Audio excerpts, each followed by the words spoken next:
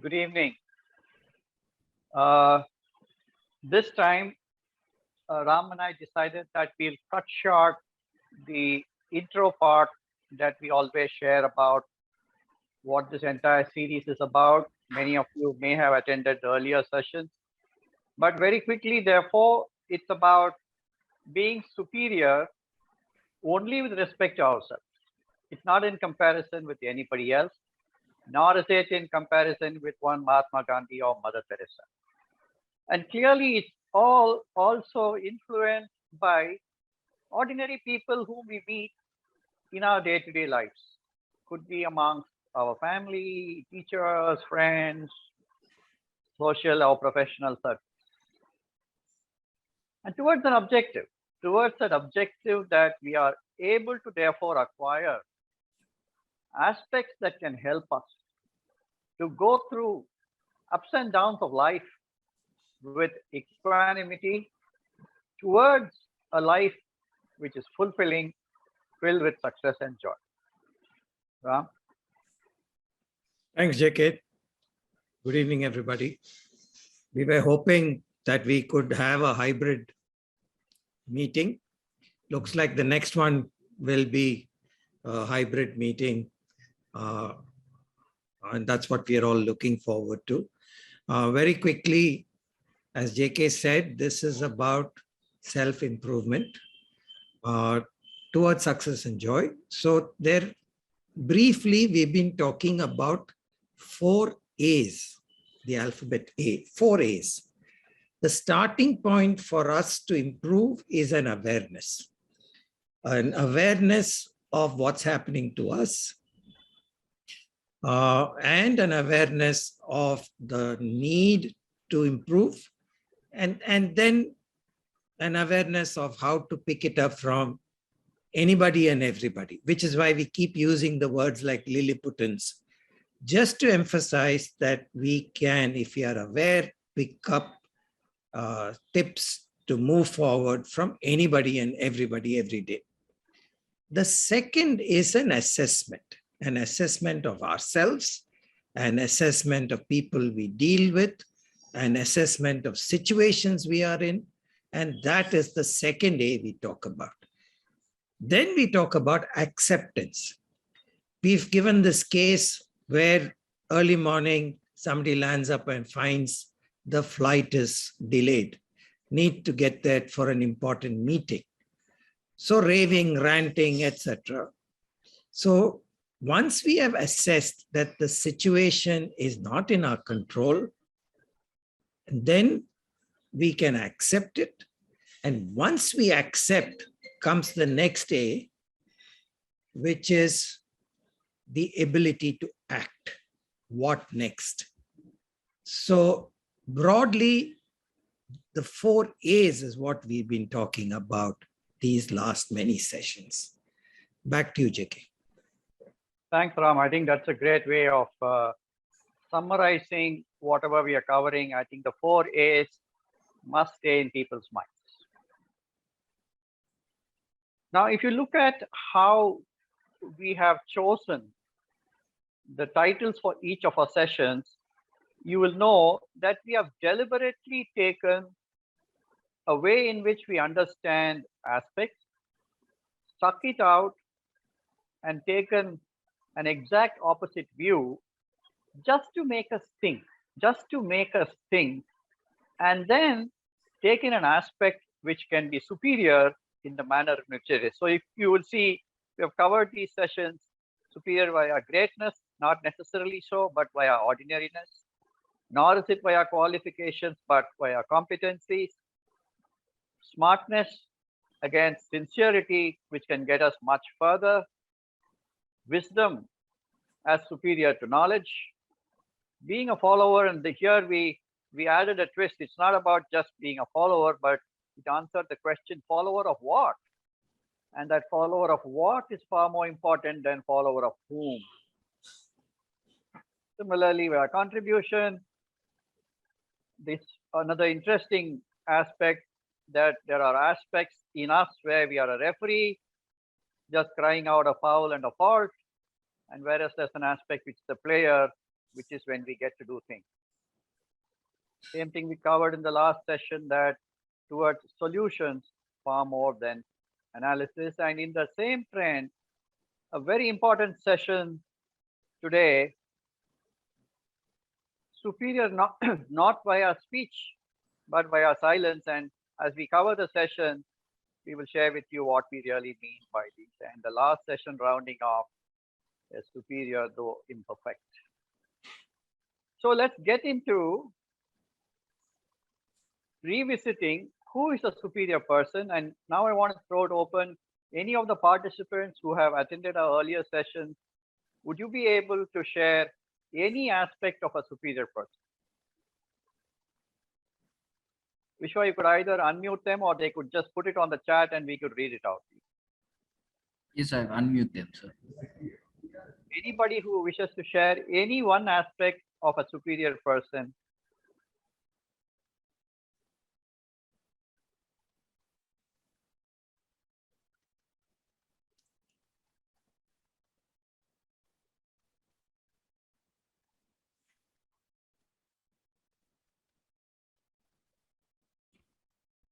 Participants can unmute yourself or just raise your hand. I can do that from my end.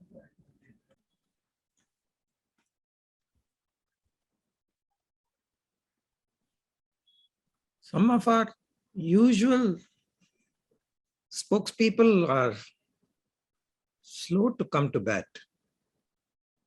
But are they here? I'm not. I can't see. I'm not able to see all the names.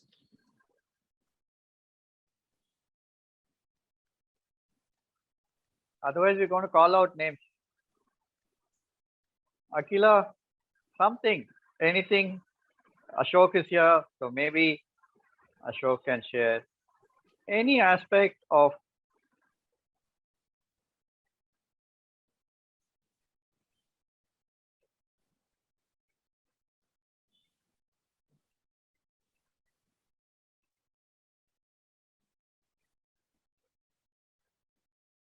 no?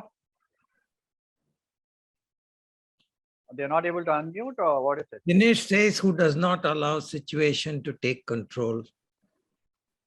Okay. Ramya says person who displays a conscious sense of others, environment, etc.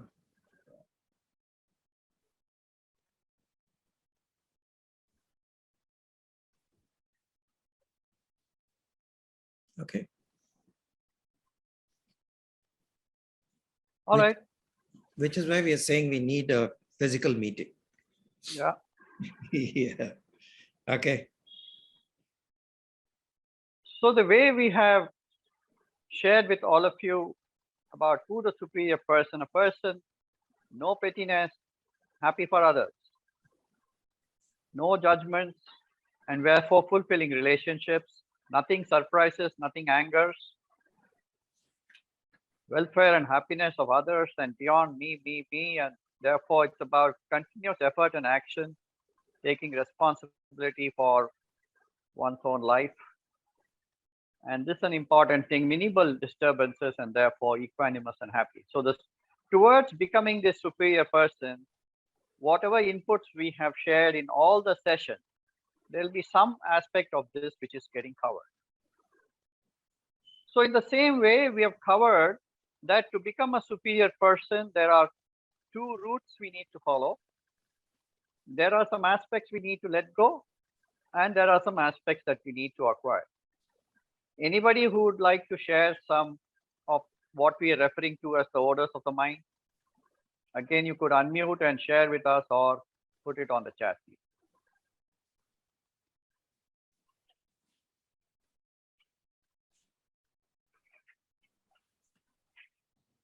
Bala says anger. Bala, Yes. anger.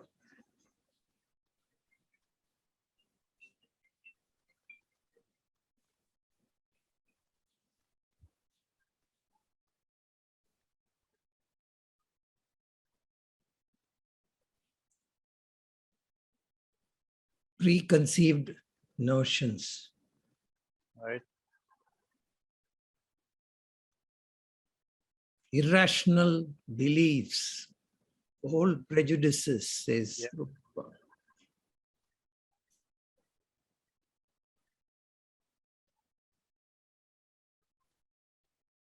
Nice, Nice. nice, very nice. Being not self-centered. Not being self-centered. Yes. Correct, correct. So some of the orders of the mind that we listed, some of you have got it in the chat window. The negative emotions, yeah, mainly anger, anxiety, fear, which comes in the way of our performance. So if you all remember, we called it orders of the mind by drawing a parallel to the orders of the body. And we know that the orders of the body can affect people around us. And if left unattended, it can affect us too. In a similar manner, we said, hey, there are orders of the mind. And if these orders of the mind are not addressed, they will continuously affect people around us in our interactions. And it can affect us too if left unattended. That's the parallel. And therefore, the negative emotions, the individualistic ego, expectations, likes and dislikes, the judgmental nature, like somebody here has already pointed out, self-centered nature, you had again pointed out now. So some of these affect the performance, some of these affect the relationships. And in each of our sessions, we address the way in which we can let go or clean up some of the orders of the mind, or reduce at least that particular order. Similarly, we covered what we refer to as indic muscles. What do we need to acquire? Again, I would request some of the participants, if you could list out any of these indic muscles that you have picked up. There was a request for some level of interaction. And we also felt that in a face-to-face session, we have so much more interaction that we must get to have this kind of interaction so that we all learn from each other. Forgiveness, Yes. says Rupa. Openness to acceptance, Yes. other views, says Bala. Yes.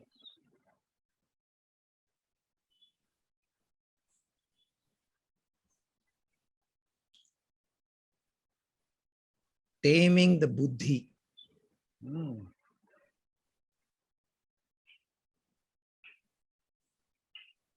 Normally we say taming the manas,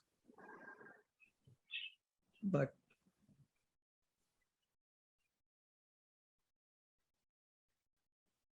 yep. That's it, JK. Yeah. Yes, somebody here, I think, did put down that acceptance. Action orientation, or what next? Ram covered it, is one of the A's that he listed out. Building the positive emotions, and we had that example, what we call my remote, in one of the sessions that we had done earlier. Very nice, somebody who pointed this out, though he said buddhi, but it is taming the manas and ahamkara, which is the lower aspect, which really runs amok, and that's the one which we need to bring under our control, building the buddhi.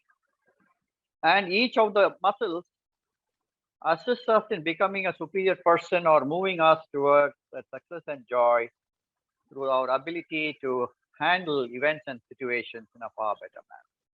So that is the approach that we have taken right through in becoming a superior person. The two aspects, therefore, letting go orders of the mind or reducing the orders of the mind, and building up these muscles. And these muscles are all available within us. It's only to recognize and then work on them and build them. Equips us for performance and consistent performance towards the life of success and joy. Ram, anything here? No, JK.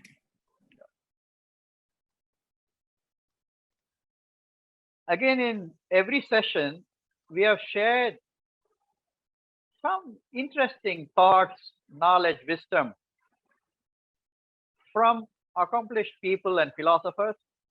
Would any of you be able to list any one of them in terms of people whom we have covered in the last 8 sessions? If you can again share it on the chat screen, please.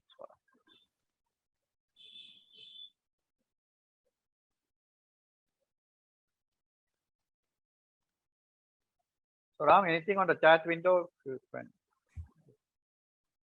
There is, sorry.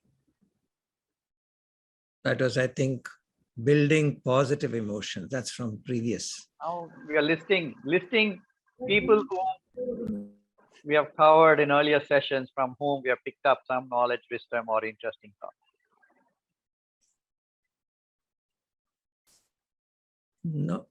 All right. So we did cover thoughts, wisdom, knowledge, some very interesting observations from people like Confucius, Cicero, Einstein, Benjamin Franklin, Rabindranath Tagore, Tiruvalluvar. We covered Vidura in the last session, and we have a very interesting and as I would request Ram to present it, and at the end we will be amazed at certain parallels which we want to draw and share with you. So Ram, I'll request you to. Sure. JK, if you'll put up. So yeah, I'll put it up. So we want to cover the principles of being a Stoic, or Stoicism as it's referred to, and the founder, Zeno of Citium, 334 BC to 262 BC. So you can assume 2,500 years ago in some form, founder of this Stoic school of philosophy. Some of the principles. Ram, please. Sure. Live in agreement with nature. Today, all of us are looking at how can we protect the environment. There is a new jargon in the investor community called ESG, which is environment, social, and governance. And that if you're not focusing on this, then you're not a great investee opportunity. So suddenly, we've all woken up to what Zeno said maybe 2,500 years ago about living in agreement with nature. There is, one of the reasons why every point of his is really striking a chord is when you look at nature, one of the qualities of nature is what the ancient scriptures keep telling us is the right attitude to live. Nature gives, takes very little and keeps giving. Sun brings vitality, vegetation. The cow gives wholesome milk in return for some dried grass or hay. So that attitude of nature is another valuable lesson that has been pointed out in the ancient scriptures. So live in agreement with nature, not exploiting it, but aligned to it, as we are all now learning the very hard way, especially when cyclones hit us so often. So the next one, JK, please. Live by virtue. This is really the underlying principle of Stoicism, which we have learned in the ancient scriptures as dharma. Dharma, one aspect of dharma is that you live by principles, by virtue. And here he has pointed out wisdom, justice, courage, self-discipline. And we have found that these qualities always help us towards our own success and joy. Self-discipline. The fact that, today, if I have not exercised earlier, the consequences of it I can see today. So self-discipline. Anything that we want to pursue, self-discipline, wisdom, justice, courage to act, courage to have a point of view. All of that is what Zeno pointed out as one of the points. Yeah, JK, I'll run through. This is a really great one. Focus on what you can control, accept what you can't. Our focus is usually on the other half, and that is what we can't control, like the flight that didn't take off, and we are shouting and ranting and screaming. But moment we can focus on what we can control, and usually a lot of it is our own behavior, our own aspects and attitudes, then we are able to live much better. So the shift of focus to what we can control and not what we can't. Distinguish between good, bad, and the ugly, as the movie said, good, bad, and indifferent things. Do we have the ability? And this is what I said in the one of the 4 A's, which is assessment. We don't assess people, we don't assess situations, and this ability to distinguish between good, bad, and indifferent is assessment. Bhagavad Gita, the whole philosophy is about action, right action. And here it is saying it is not everything is intellectual, but life is about action. So take action. Is a warrior of the mind. In a way, it is where somebody had said, control, tame the mind. So the true philosopher is a warrior of the mind. Tame your mind, take action. Taming your mind means focus and then take action. So again, people are saying act. No philosophy is saying go retire, hibernate somewhere far away. Act in the midst of the marketplace. Next one, JK. Practice misfortune. Be ready for what could go wrong. This is not a pessimistic view. We start a business and then we are really shocked if suddenly we have a loss. Or the stock market has been going up last 2 years, month of January, parts of February, suddenly it all fell and we get shocked. All that this is be prepared for swings. It is not a pessimistic, but a realistic approach. Be prepared for what could go right or wrong, especially for wrong. Because as in earlier sessions we have said, when everything is going right, we are fantastic in our judgment. When things go wrong, we are paralyzed. That is why be ready for what could go wrong so that we don't lose our equanimity. It's not about pessimism, it's about being prepared. Add a reserve clause in your planned action. Every startup, we say, look at your cash flow. Don't run out of cash. Don't run out of anything. Contingency. Add a reserve clause to your. What is an alternate plan? So in everything, plan A, plan B, have a reserve. So it's all about preparedness so that we are able to continuously act properly. Love everything that happens. That's really what this is. It doesn't mean that it's what can I do kind of stuff. It just means that assess, this is not in my control. Now let's move on to what next. That is really what it is. Move forward with a smile is actually what this continues to be, which is what JK has always said, what next? And for that, love everything that happens means accept what is not in your control and then decide what to do next. So that's what that means. Turn obstacles into opportunities. This is something, we keep seeing. And I give you a small example. I used to run a company called SIFI many years ago. When we started it, we suddenly realized we needed a lot of money because we were building serious internet infrastructure. And India, we were not raising money. So it was a serious obstacle for capital. The opportunity was we decided, why don't we try NASDAQ? So we were the first company in the internet space to actually go list on NASDAQ. And so that obstacle, and we raised enough money that SIFI continues very profitably even today, 20, 25 years later.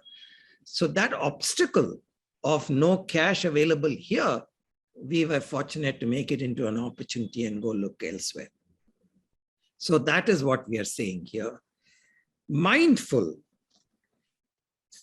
Be mindful of another's feeling. Be empathetic. See, this can only happen if we are aware and we are taking a pause. Mindfulness is awareness of the present moment. So that's what it is. It again goes back to the first A, awareness. Be mindful. So this was done so many years ago and so relevant to us even today. JK, thanks for finding this Zeno. So All right. back to you. Great, great. And what was amazing to me, which I shared with Ram, is look at the alignment of thought between different philosophers who are in different regions. I don't think they met and exchanged notes, or whether it was the Vedic thinking and the Vedic philosophers who identified very similar things, focus on what you can control, take action, accept whatever is happening around you, or whether it was Confucius in some form saying similar things.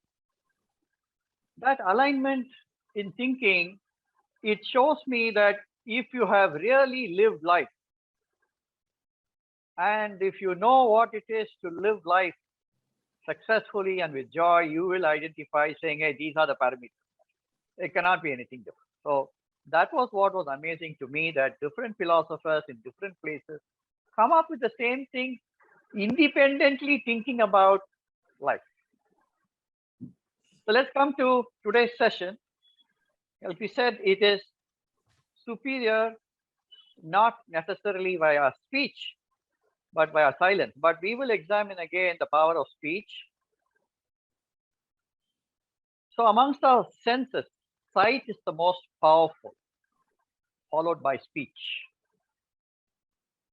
And when we are saying speech, we are not referring to some long lectures, but only the words we use in our day-to-day conversations and interactions. It is, we have the ability to speak.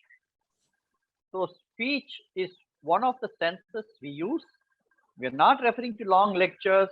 So whenever we are going to say speech in this session, it means what all of us talk when we get together, or within the family, or in professional circles. It is conversations and interactions. It is that we are referring to. And therefore, it is what we speak and how we speak. That is how we must understand speech throughout this session. Now, speech can get us into trouble or into misunderstanding. Anybody here who would like to share some input on why speech? By speech, again, we are now keep it to during conversations and interactions, in our family circle, in our professional and social circle, in what we all do day to day. Anybody who would like to share, and you can pick up the mic and share some. Why? Anything we say can be misconstrued. Very nice. Now, who said that? I want to know. Can't see. Rupa, is it? Yeah. Rupa, okay. So you're saying anything we say can be misconstrued? Yes. Or is it some specific thing in a particular situation? Depends on who is the person to whom we are speaking, or no. We may say something maybe in jest, but it may not be taken that way. Sure, very nice. No. So there it can get misunderstood. We are coming to why. What you said, we agree. Why? Sir, I think Yeah. because Yeah. probably the thought process behind what I say and the thought process behind what they listen to may be completely different. Very nice. And when I say something, it would mean something totally different to the person that is in front of me, I think. Very nice, Viber. Very nice. So I'll tell you one line we have used many times before, but it's very appropriate based on what you said. I know you believe you understand what you think I've said, but I'm not sure that you realize that what you heard was not what I meant. Yeah. But yes, your point taken. Anybody else who has why? Yeah, Why? JK, I have a perspective. Yeah. I think the need to win an argument takes precedence over the need to maintain relationships. Yeah. We listen to give a reply, says Ramya. Very nice. We're going to use that statement subsequently, but a good thought. Yes.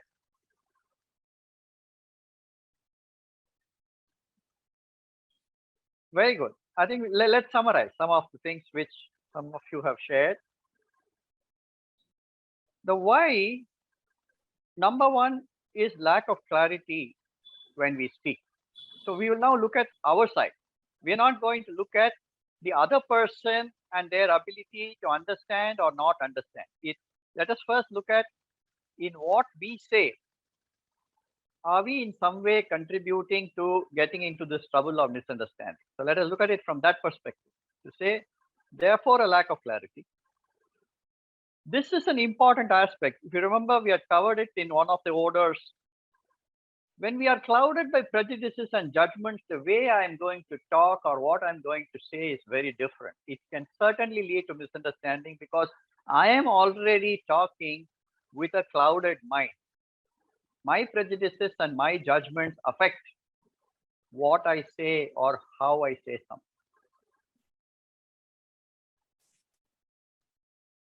I think one of you were talking about it, but certainly when there is no filter between thought and words, it can get us into trouble. Yeah, a lot of things will occur in our mind, where if we keep on saying whatever is occurring in our mind, we are certainly in big trouble. So we are going to address this aspect subsequently, but this is another cause. And I think some of you mentioned this, when there is no understanding of the situation, context, time, or place, then what we say or how we say certainly can lead to understanding. So some of you pointed this out. We're just summarizing to say that these aspects of speech can get us into trouble. Now let's address, Ram, I think you had sent this to me.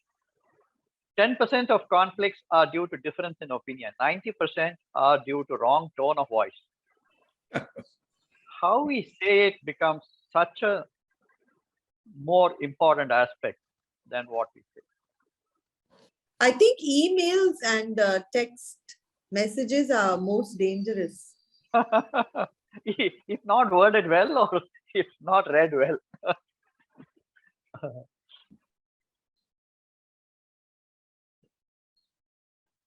Yeah. So somebody is saying, Mohan, it is said Hanuman's words could never be misunderstood, misinterpreted, misconstrued. Why? I have no idea. We'll come to it. Yeah, we'll come to that. Very nice. He's going to give us the answer? I'm hoping so, because I don't have the answer. Yeah, okay. So let's move to speech can be powerful too. If anybody wishes to share. What is it that can make speech powerful? Yes, we identified aspects that can get us into trouble, but what can make it powerful? So probably more understanding of the larger picture than just knowing pinpointed facts. Nice. Nice. Context, all of that. Nice.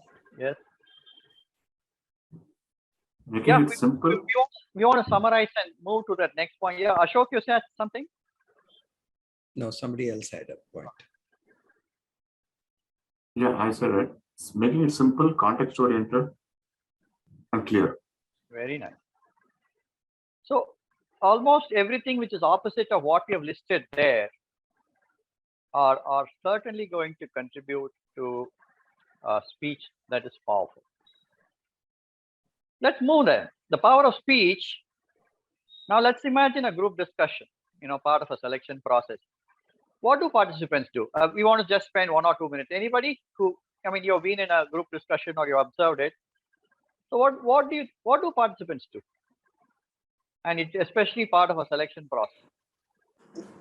Maybe talk for the sake of talking. Yes, very right. Get the limelight on themselves. Very nice. Talk for the sake of talking, get the limelight on themselves.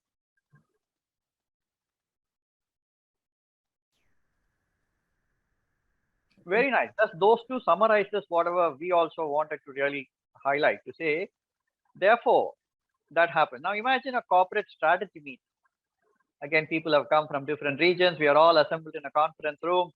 We are all probably peers in some form at the levels. There are 1 or 2 who are probably, higher in level, and we want to impress many of the bosses who are all there. So corporate strategy meeting. So what do participants do? Anybody?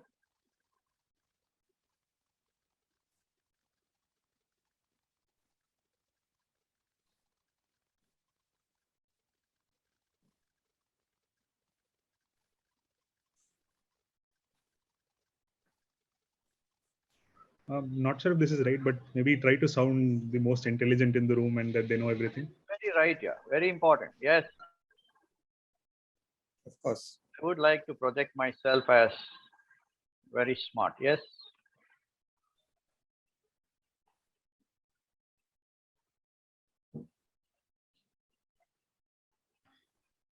Okay, shall we move? So therefore, nice thing which we heard, light travels faster than sound. That is why people appear bright until you hear them speak. So a lot of people just rush in, want to offer a view, like to say for various reasons, just to impress, or you say first of the block, it means that you are, dynamic and that you have initiative and stuff. There are various things which we have in mind. We just rush in with whatever thoughts occur in our mind. We wanted to cover 2 aspects. We have covered this in earlier sessions, but in a lot of these discussions, we have found many people will, when we say speaking as a referee, those who have not attended that earlier session, the referee, job of the referee is to point out what is a foul or what is a fault. And that is the job of the referee. Job of the player is to score the goal. The referee has no responsibility to score a goal or score runs or win a match. Referee's job is to point out fouls and faults, who is out and who is not. Therefore, when we speak as a referee in any one of these meetings, we are pointing out, what is wrong with our company? What is the something? What that is? So we point out the errors, the faults, the defects, the situation. If we don't do something about this particular situation now, we're going to be in a problem. We have this particular problem, this particular mess, this particular issue. So the referee is only pointing out the fault and the foul. Similarly, the analyst can analyze a lot of data and you say, compared to last year, there's a 10% something in our revenue. So all of that is still data, but if you're not able to get to, therefore what? This whole thing of noise making, which can happen in either strategy meetings or group discussions, will be around that. So we keep referring to it as speaking as the referee or speaking as the analyst. This is an aspect, we have shared this in earlier meetings, but I want to say, we all know Newton's third law. Every action has an equal and opposite reaction. That is Newton's third law.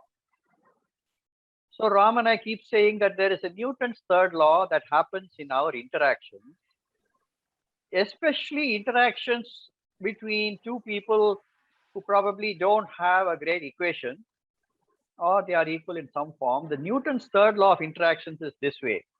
Whatever you take, whatever you suggest, or whatever you say, I'm going to give you the opposite view. I will give you an equal and opposite answer. Let us have tandoori for lunch. No, I think Chinese is better. Okay. Let us go to whatever. Let us reduce the price in these markets to increase sales. No, I think we should hold the price and make sure that our profitability is better. Just between two of us. You are saying something, I will immediately give the equal and opposite answer.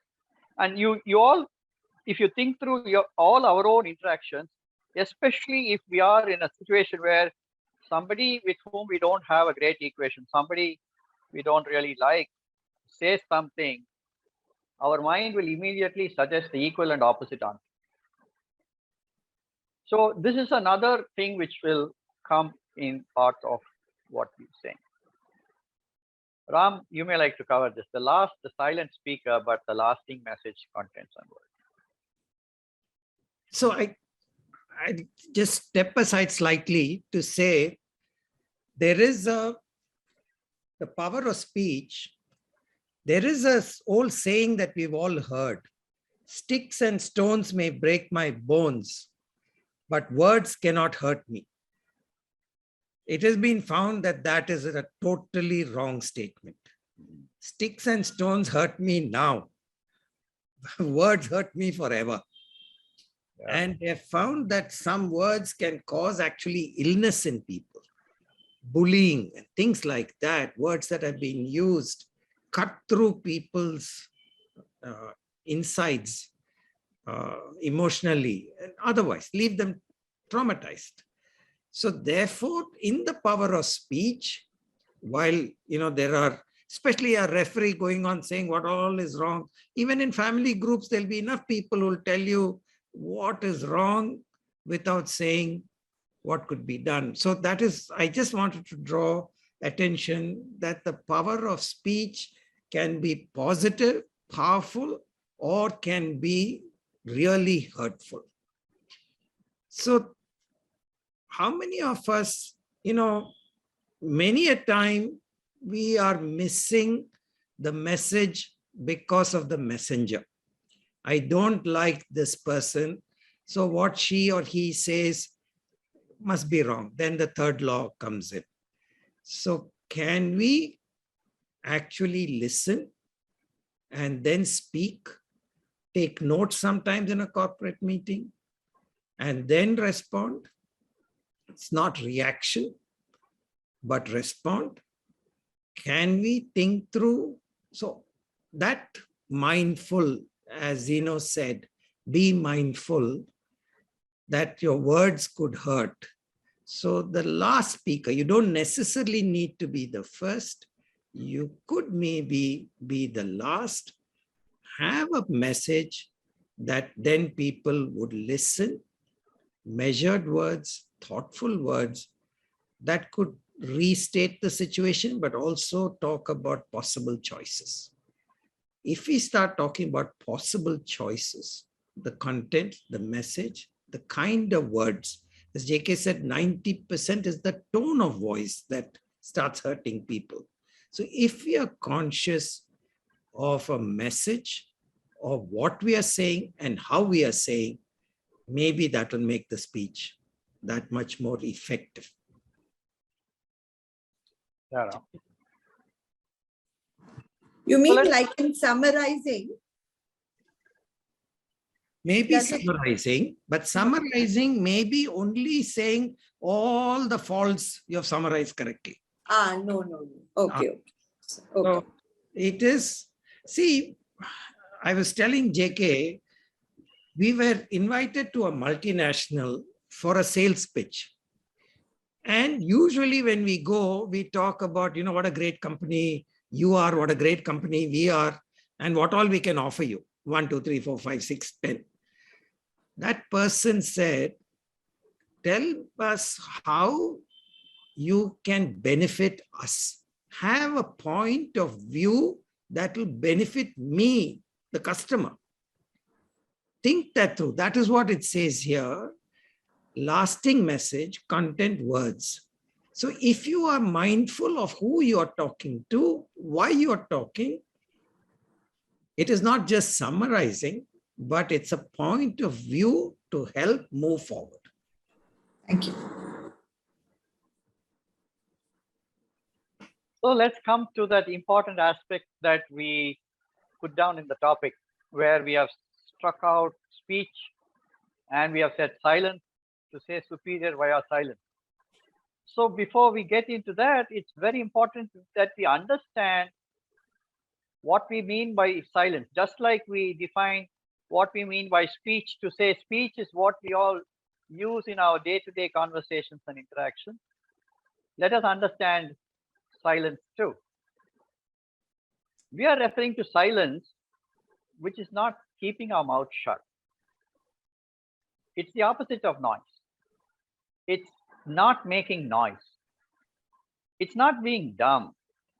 It's not about zero words or zero speech. Silence is the use of noise filters. Those of you who have had some background in electronics, or you all know, you're all in some way, I'm sure, passionate about music.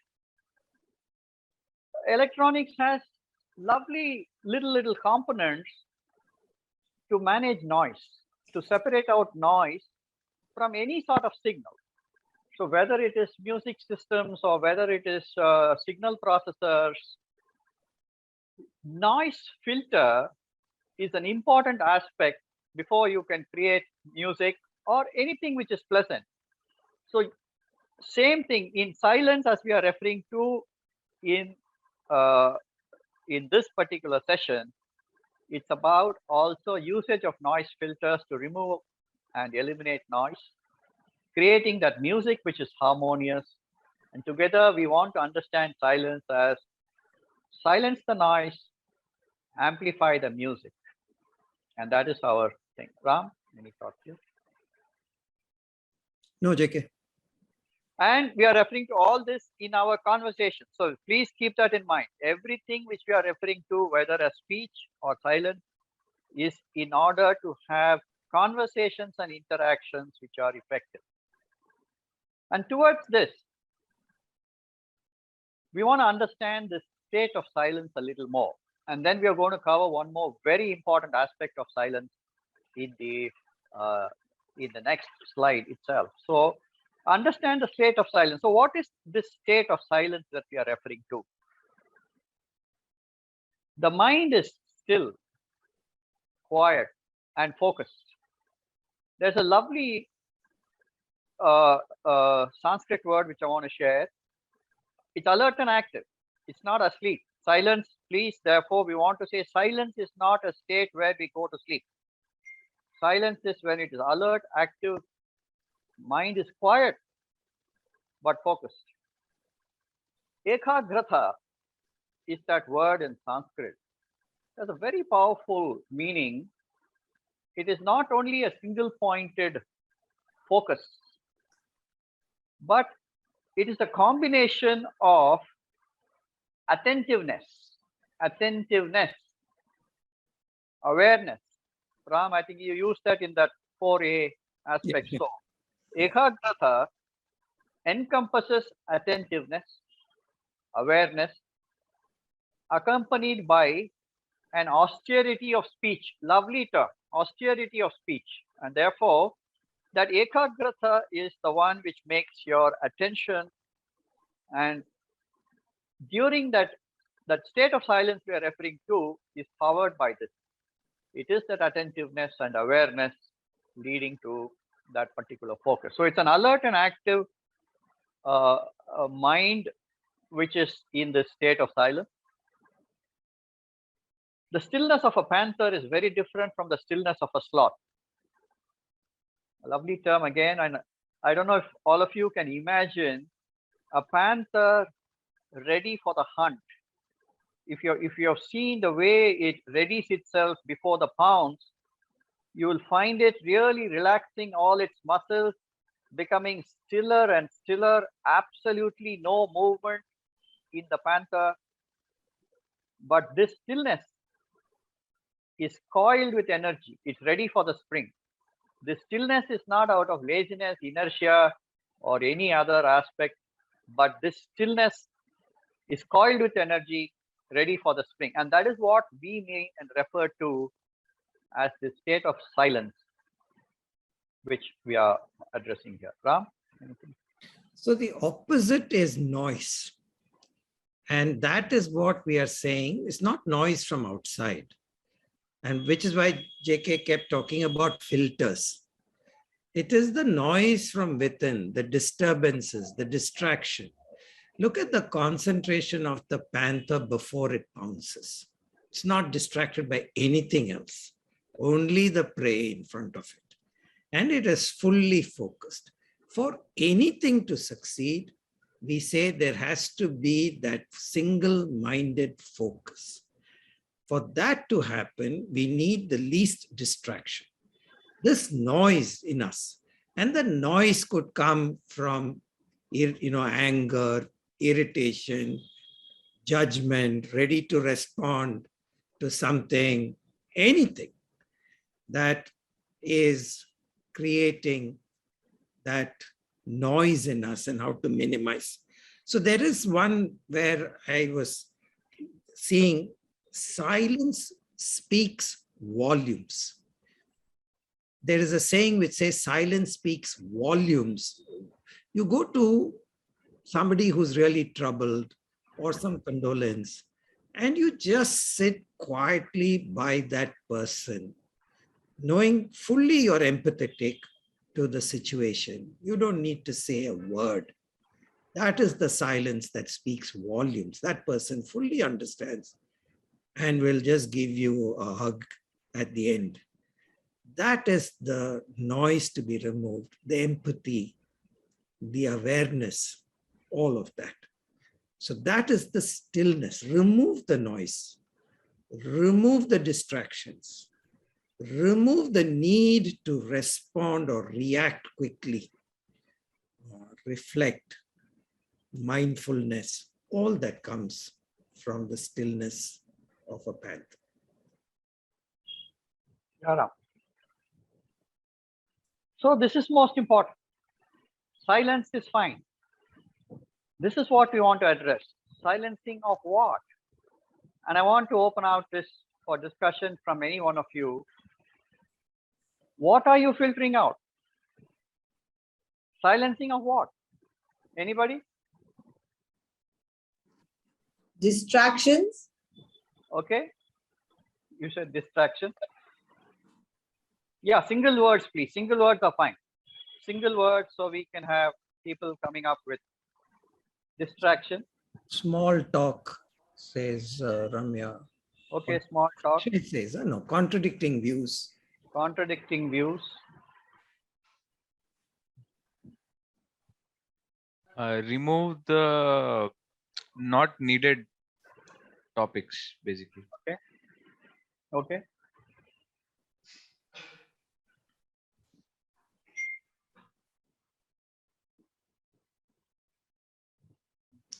Noise. Remove the noise. No, what is that noise? What are you filtering out? Okay. Somebody says judgment. So Lovely. irrelevant. Yeah. Very nice. Very nice. Very nice. Dinesh says judgment. Very nice. So if we summarize from inputs which we've had and what we have covered earlier in the session, and these are the most important. It is by addressing these that we are going to make sure that the noise is removed. Silencing of judgment.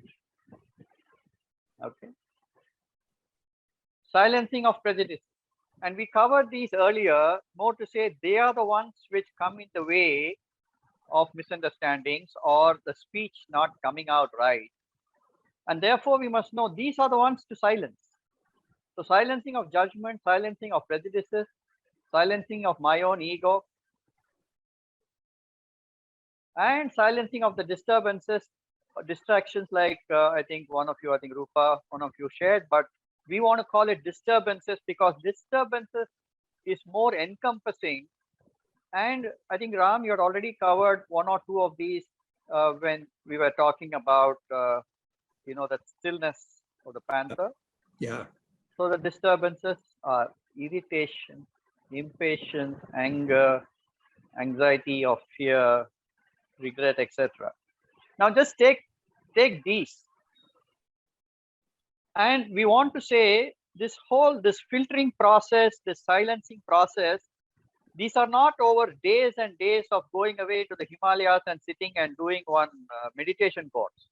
This silence has to happen in that 15 seconds before I have formed a reply in my mind. This silencing has to happen there in my conversations and my interactions. And that is why it's a very powerful thing to look at. What is the one I need to filter out? I'm in a meeting. I'm like most of you would have been, whether it's in a corporate meeting or in the family circle. There are one or two I may not have a great equation. There are a few with whom I have a good equation. And it's that which always comes in, and I'm ready, that bias, that judgment, that opinions that are formed, that's the one which I need to remove if I need to have this effective speech, which means effective conversation or interaction. The irritation will come in automatically. So all this is automatic. I mean, I already shut off because this irritation aspect of I'm not listening to that person anymore. So the irritation, impatient components you all will find is much larger than anger. Anger is at a deeper level, but we very quickly can get irritated and impatient, and that can prompt many things. But silencing of that is important. The judgment, prejudices, ego, and the disturbances are the ones we are referring to as what we need to silence out. Ram? I was just saying that by not responding straight away, sometimes we have the fear that, are we being passive? Will we get stomped over? So by taking a deep breath and then speaking, measured, right content, right tone, will actually be heard. So that we are passive, we are not responding, doesn't mean we'll get bullied into any other way.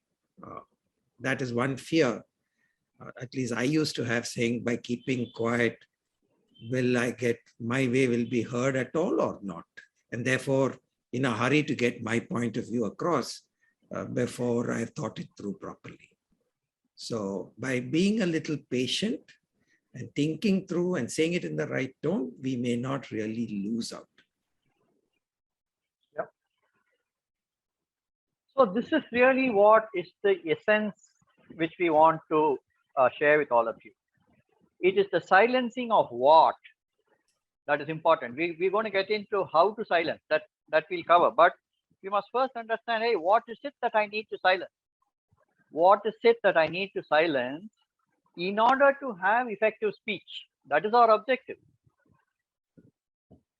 In order to have effective speech, by effective speech, again, we mean, therefore, in our interactions and in our conversation, that they are pleasant, that they are enjoyable, they are meaningful. If that needs to happen, this silencing needs to happen so that we are cutting out all the noise aspects. And again, we want to underline, this silencing has to happen in that 15 seconds, in that 1 minute, or in that 10 minutes, or in that particular aspect. This is not one long, drawn out, months together retreat from which we will come out silent. Now, therefore, if we are able to silence, again, keep in mind whether we are silencing and made it for whatever duration, during the state of silence, what is it that we experience, or what is it that happens in our minds? So during the state of silence,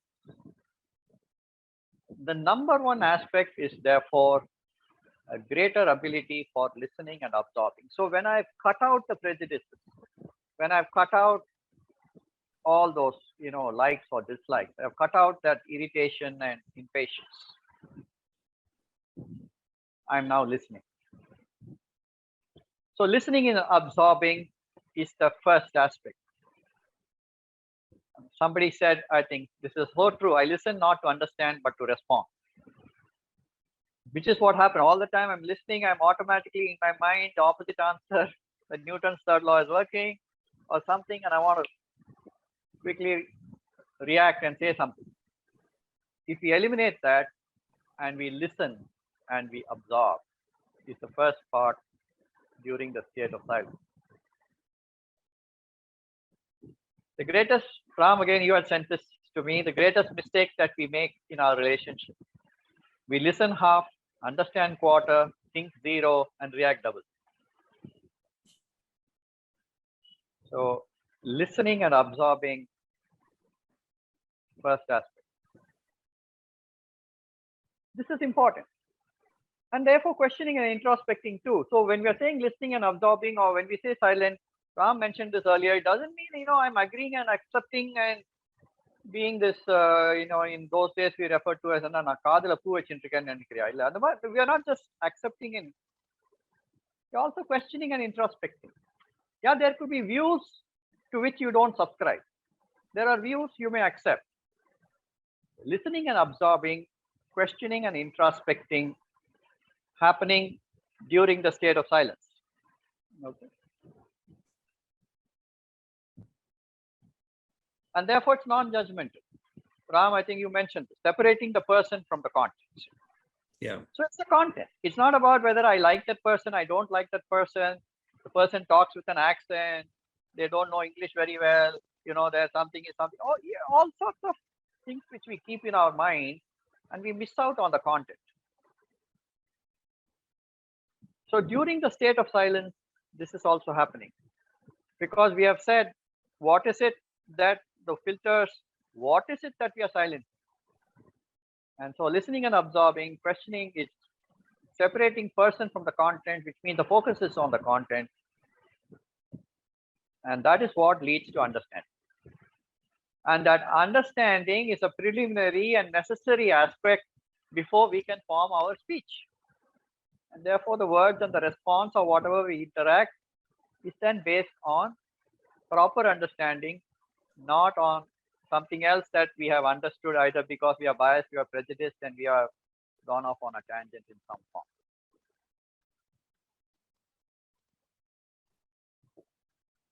My Sanskrit master, I was fortunate to be in a school which had this, and this Sanskrit master of ours, elderly gentleman, of course, he'll come with his dhoti, kudumi, all that. And before he gets into actual Sanskrit lesson, he'll always share some stories from the old times, and he'll start with Anta Kalatla, Anta Urla, Ura Raja, all that. He will start with some nice story and finish that in maybe 5-10 minutes. And at the end of it, he'll ask the class, I'm going to say it in Tamil, then I will translate it for those who don't understand Tamil. His first question was, so idulendi nee enna therinjinda? Which means, what is it that you learned? And some of us will say, we learned that king looked after the welfare of people. Then he will pause, and his next question, so nee adilendi enna purinjinda? Which means, what did you understand from that? Idulendi enna therinjinda is at a lower level. What did you learn? Adilendi nee enna purinjinda? What did you understand? And that was what will trigger in our mind saying, therefore, if I follow certain principles, I will be able to perform something you have understood much more than what is it you learned. So leading to an understanding, what is it you learned versus what is it you understand. Therefore, understanding the content of what somebody said is a preliminary aspect which makes sure that the formation of our own speech is well done. Ram, anything? I was just thinking that pause. This gives you an opportunity to just pause, even if it is for a short time. Oh, you're going to cover that in the next one. Yeah. So here, How to pause. no, so that's what this is. What did you learn? What did you understand? Yeah. So then we'll move to the next, JK, whenever. That power, that is coming up next. This one is good. This is another nice one. So all this is part of what is happening in silence. There was a, let's say, a middle-aged man who goes to the rabbi in that particular area and tells the rabbi that, hey, you know what, I don't have a very good equation with my wife. What do you think I should do? So the rabbi says, look, why don't you do one thing for the next 1 month? Why don't you just go and listen to whatever she says? He says, that's all? He said, yeah, sure. Just go listen to whatever she says.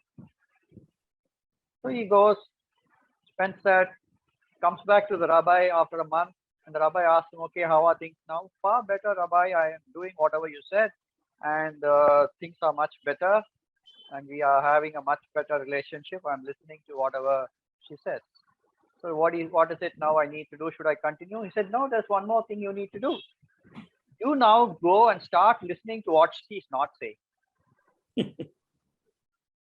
So when you listen to what people are not saying, there are other aspects that you are really understanding, because people are saying something, and in the manner in which they are saying something, they are not saying something, but you can pick it up from the manner in which something is said or something is not said.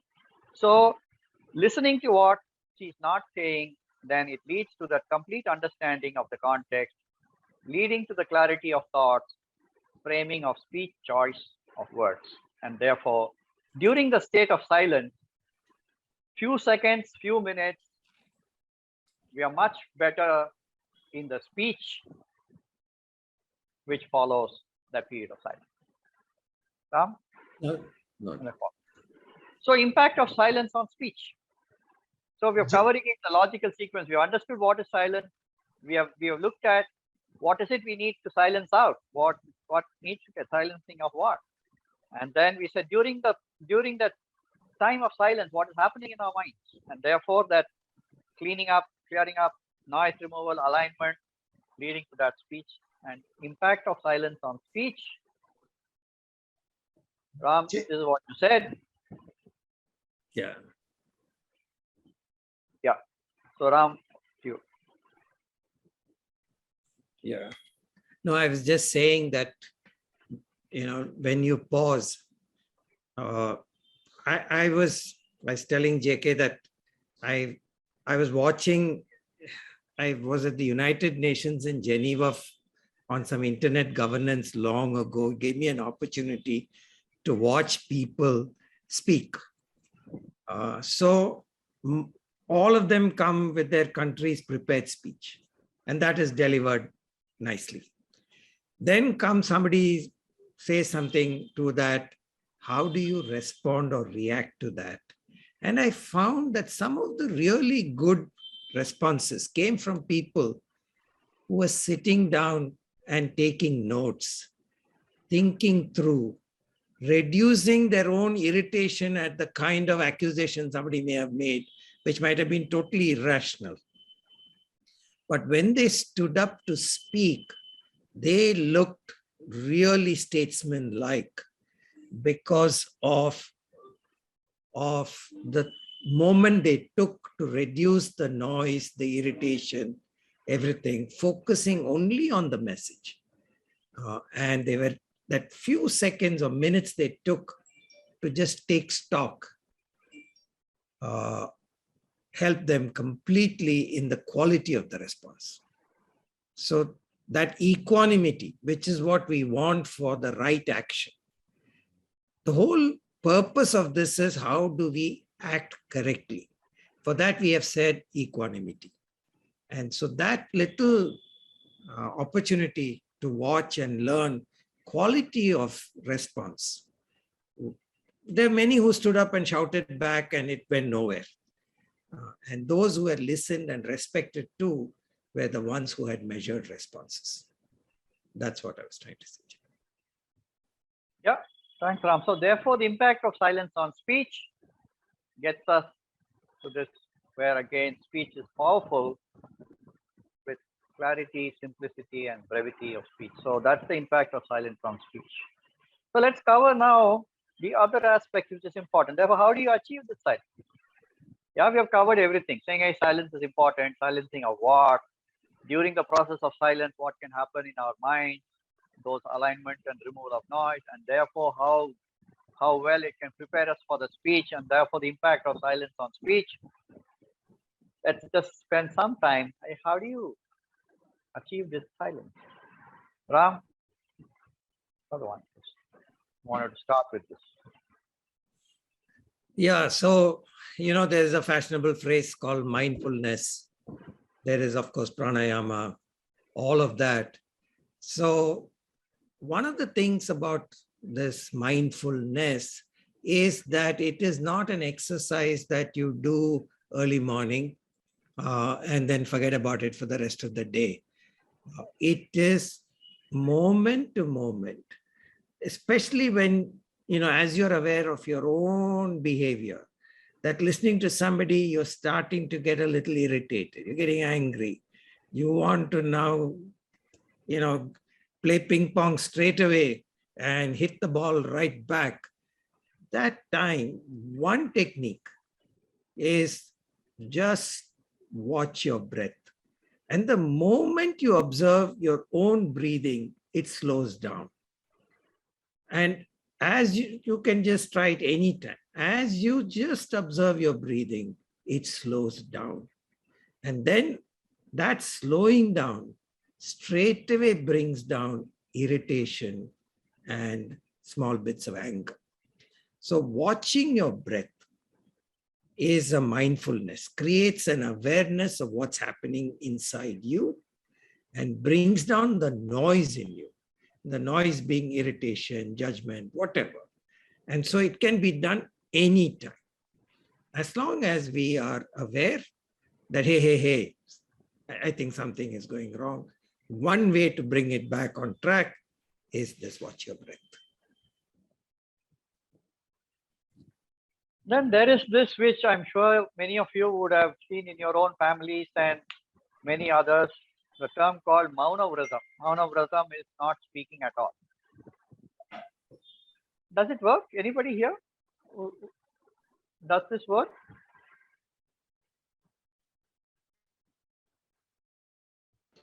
Sir, I haven't tried. I don't think I'll be willing to try also. Too difficult for me. Dinesh says yes. So Dinesh, tell us what happened also.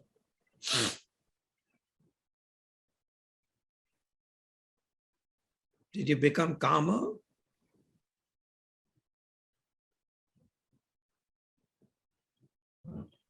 Actually, it avoided a lot of unnecessary conversation which would have otherwise happened. This is an escape mechanism. Yeah, really it did. It did. Trying for an hour a day. Somebody's written, I didn't see. Okay. Amruta says trying an hour or two every day. Works. Good. But yes, two aspects, but I would say all this is still towards, like I was sharing with Ram, my own mom used to do this on some days. And we'll all know that, so she'll keep her mouth shut. Then she'll say, Now what that means is, say, why have you not finished that particular aspect yet? Still going, all that. It means ask your dad to go get something done. So the Mauna Vratam, she is still fully involved, disturbed, agitated by the things that are going all around her. Yeah, but she's not speaking, but the agitations in no way have subsided in any form. I just wanted to therefore point out its objective. That objective is more important. It's not about Mauna Vratam for a whole day, or if somebody are practicing it for some time, but it is watching to make sure that it's really effective. And the fact that when I am like that, the disturbances are eliminated. That is the important aspect. Okay.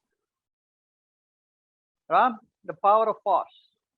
Achieving silence, certainly, Ram, what you said, through the power of pause, and therefore you mentioned all this. I want you to just maybe sum up at this stage, the power of pause. Yeah, like I said, by pausing. Anything we have missed out in that power of pause? No, Ram? I think we've covered everything, JK. Hello? Can you hear me? JK?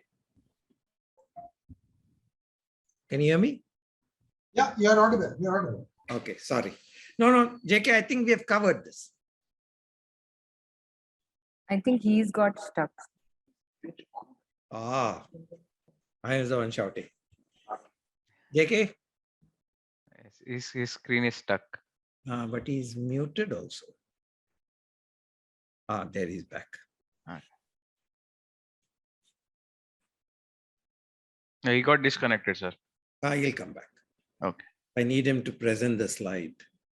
Though I think he sent us the slides, Vishwa. He's Back. back. Yeah. Yeah, I'm back. Yeah, JK, the slides. Can you see? I can see you, hear you. Is the slide back on now? No.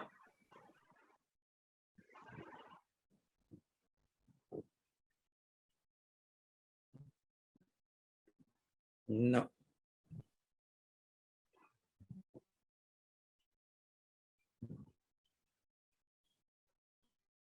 Not back yet? No. Vishwa, you can put it up. Oh. No, the access is given. Can I share it from my end? Can you Sir? see now? No, JK. Just share it from yours. Yeah, JK. it's Yeah, coming. now we are able to see. Just getting shared.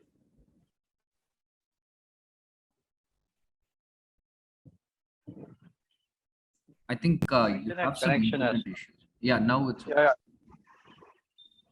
JK, it's back. it's back. Yeah. You can see, no? Yes.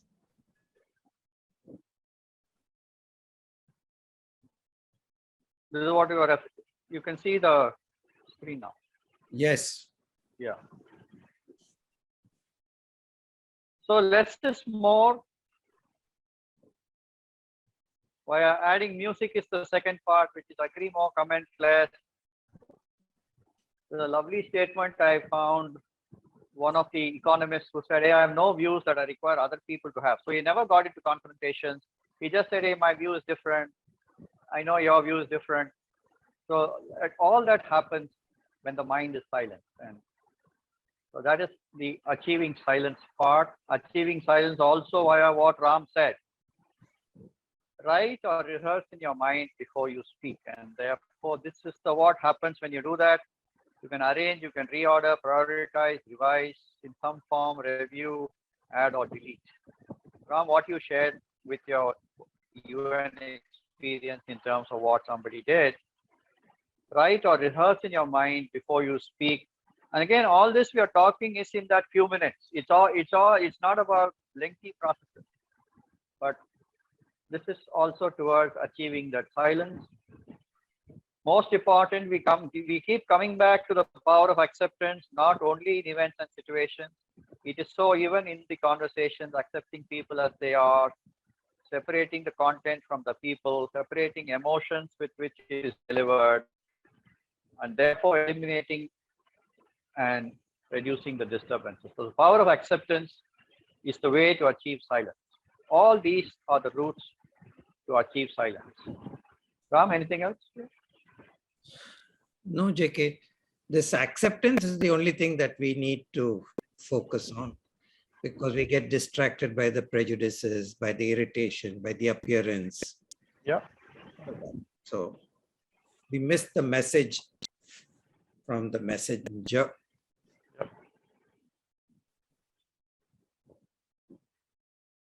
We'll cover this every time, learning from the Lilliputians in the same topic.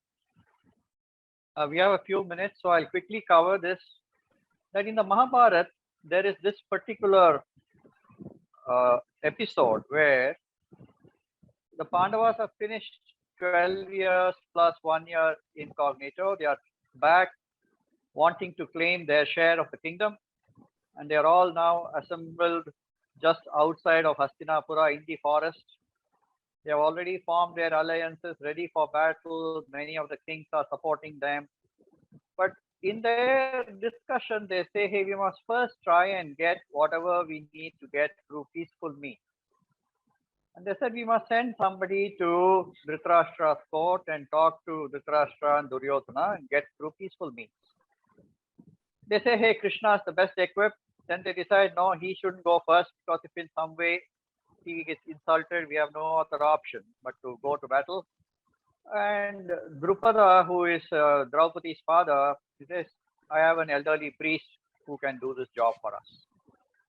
So they call the priest. There's no briefing, just says, hey, you know the situation, you are well read, you know all the scriptures and aspects, you know the science of politics, so you're the best equipped. Please go and represent in the best way possible to say through peaceful means to get whatever is our share. So this unnamed priest, throughout in the Mahabharata, this priest is not named. He is just a priest.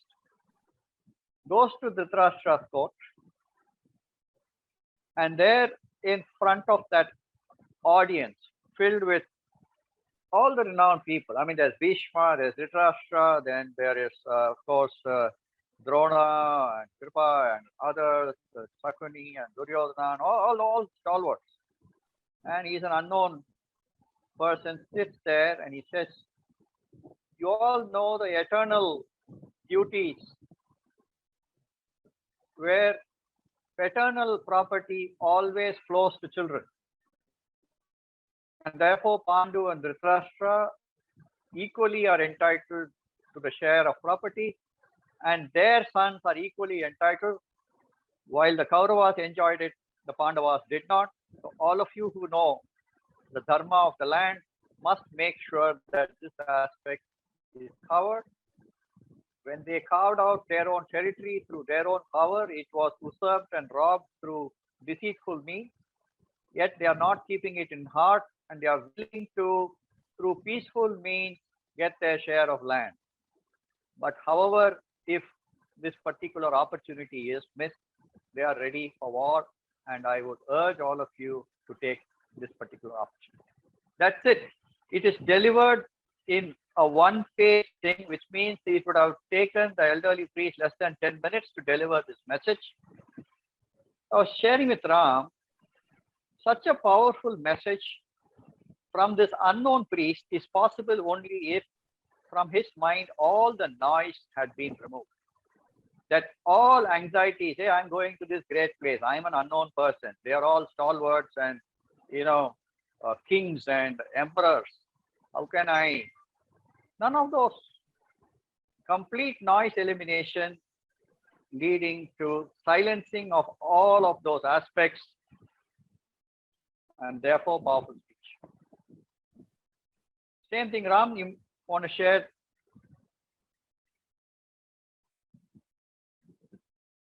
Sure. JK got stuck again. Swami Vivekananda, as you know, went to this first conference of all religions in Chicago.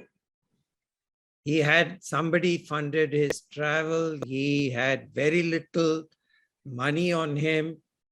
Really tough journey. And he comes to address the congregation. And he starts off by saying how to start in a way in which you strike a chord, you resonate with the audience. And you're a strange person from some distant land, dressed differently, is standing on stage, brothers and sisters of America.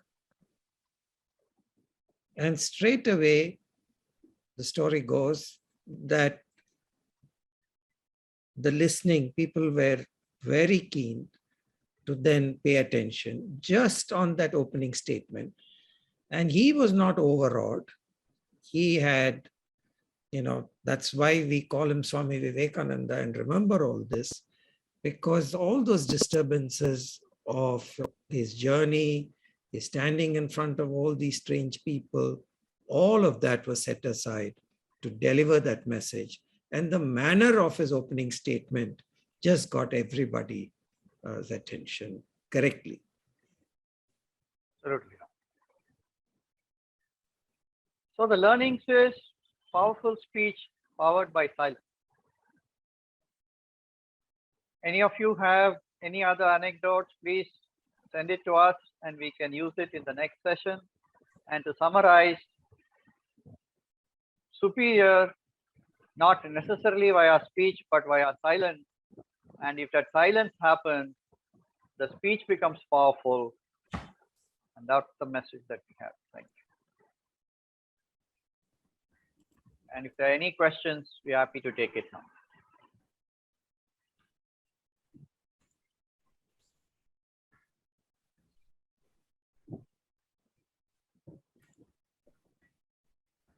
Not seeing anything in chat either. So, JK, can I just take a couple of minutes, if you don't mind? Sure. Yes, yes, please. Yeah, so I'll go back to one of the many aspects you've covered today, and that is listening. And, amongst various things I have learned from listening over the years, there's one particular module that I just want to share with all of you. The facilitator at that time said, can anybody tell me which organ of your body is employed when you listen? And most people said, your ears. So to cut a long story short, the message he gave was, you listen through 4 organs of your body if you want to listen completely. The first organ you listen through is obviously your ears. But when you listen through your ears, you hear the words. The second organ you listen through is through your eyes. Because when you listen through your eyes, you watch the speaker's body language. And when you watch his or her body language, you learn a lot more than the words merely convey. And the flip side to it is when you listen through your eyes and your eyes show positivity and enthusiasm, you drive a lot of confidence into the speaker. And any of us who has ever given a speech in public, we will know that when we look at an audience, we find that anybody who's listening to us with their eyes becomes a good person for us to focus on, because that person is actually giving us positive vibes and helping us to perform even better. The third organ you listen through is your intellect. And when you listen through your intellect, you go beyond the words into the meaning that is contained in those words. And the fourth, and perhaps the most important organ you listen through is your heart, because now it's not just the words, it's not just the meaning, it's the feelings behind what is spoken. And when you have heard the words, the meaning, and the feelings, and you have grasped the entire communication that is coming to you, if you respond, you will respond in a manner that would be most beneficial to the person who is speaking and to everybody else around you. I just wanted to share that. Great message, Ashok. Lovely. Lovely message. Very, very well done. I think, Ram, you started with the 4 A's and Ashok ended with the 4 organs. Lovely messages which people can take.